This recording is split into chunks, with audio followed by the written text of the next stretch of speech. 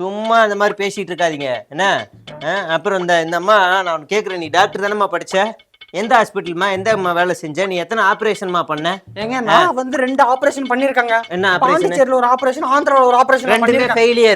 ரெண்டு ஃபெயிலியர். என்ன கேளுங்க, சென்னையில் அதை விட்டுட்டு அந்த ஆப்ரேஷன் ஃபெயிலியர் ஆகி சென்னையில் வந்து நின்னாங்க, மத்திய சென்னையில். அங்கேயும் அந்த ஆப்ரேஷன் ஃபெயிலியர்.